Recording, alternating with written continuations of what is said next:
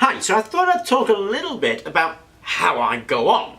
And the reason I thought I'd talk about it is because, as you know, the channel is all about trying to encourage people to experiment and develop their own stuff.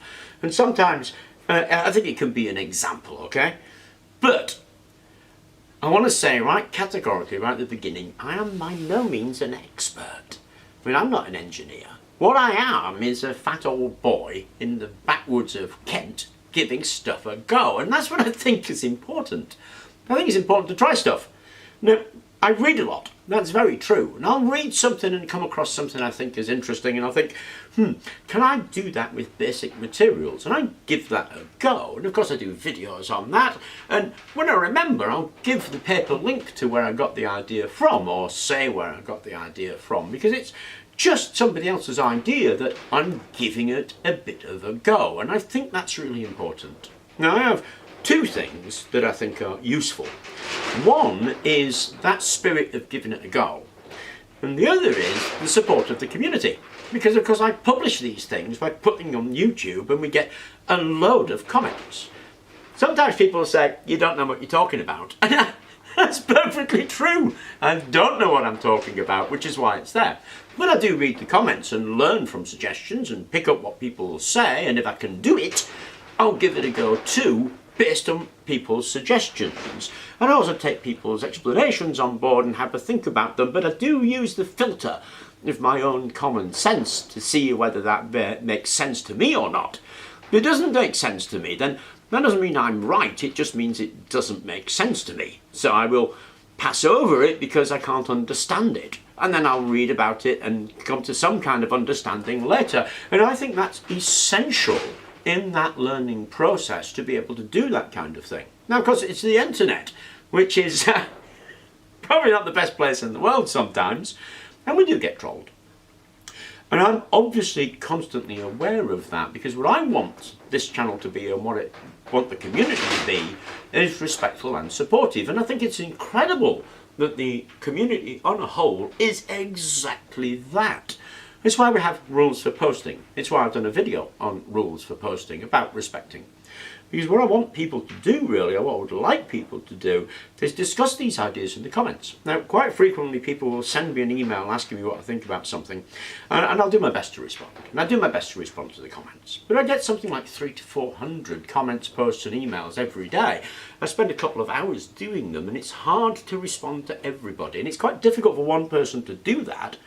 If we do that in the comments section, then of course we're going to get more of a discussion going on, and if there is a troll, then I do tend to ban those trolls. I understand the arguments about free speech, etc., but if free speech, to my mind, comes with a responsibility to understand the person you're talking to. So if all you want to do is spout off and be horrible, then I think you deserve to be banned. Because we operate the comments a bit like a moderated forum. It's a place that people ought to feel they can discuss things, feel that they can bring out their own ideas and get feedback on those ideas, because it's certainly one of the assets that I have. The community feeding back into the stuff I've done improves the stuff I've done. And of course I'll do videos on the stuff when it's been improved, but it's actually a huge resource to have that feedback from the community helping us develop something. So although I'm by no means an expert, and I'm certainly not an engineer, I use that willingness to try something and the feedback from the community to try to develop something that I feel we are developing together. And I say that quite often on videos, actually, that it's all about that, and that's what I think is important. Now, what I do normally when it comes to an idea is I read. I've advised people to do this a lot. Go on to Google Scholar, it's a separate subsection of Google, and you can search all the research papers. Now, quite a lot of them are behind paywalls. I try to choose ones that aren't behind a paywall, but sometimes I do ones that are behind a paywall. But you'll see it on the search, there'll be a little click where you can actually read the original paper, and the paper is open access. Google Scholar is an incredibly wonderful resource for looking at ideas. So let's take this thing. For instance, this is the copper oxide copper junction that we've been exploring as a thermopile. It's not my idea. I got this from reading. I read a bit about it, and this was suggested in the reading as a good thermopile to use in the situation that we're using. And of course, that's where I got it from. So the behaviour of this junction is really well known. All you have to do is go on Google Scholar and you'll find a ton of research telling you how that junction will behave.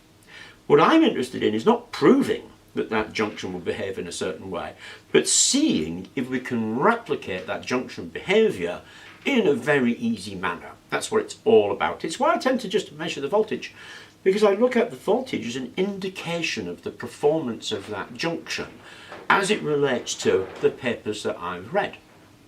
When it comes to things like measuring motors, I mean, I tend to use PC fans because they're a well-known motor.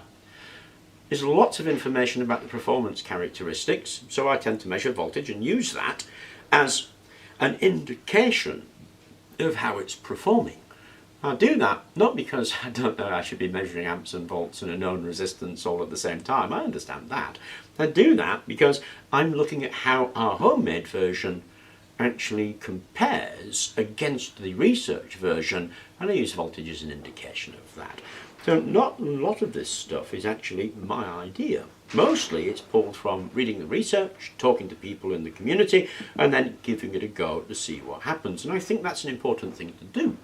And I'd like to encourage people to do that, because in the community, in the comments, is a space to be able to do that, and I try to maintain that space.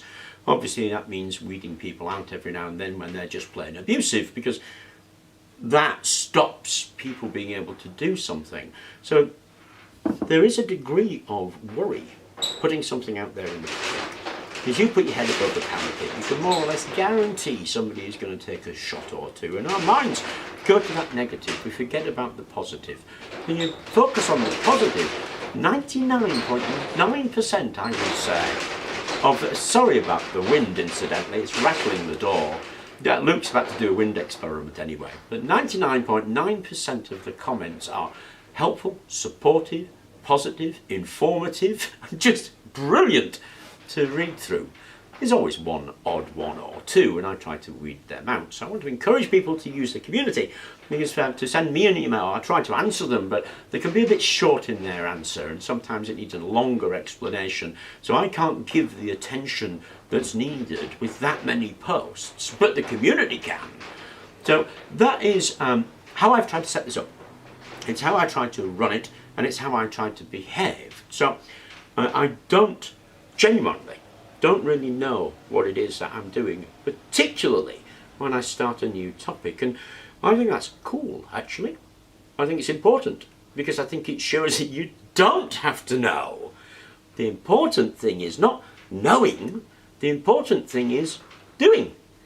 You don't have to know everything about a subject before you start looking at it, because normally the doing and the learning happen together.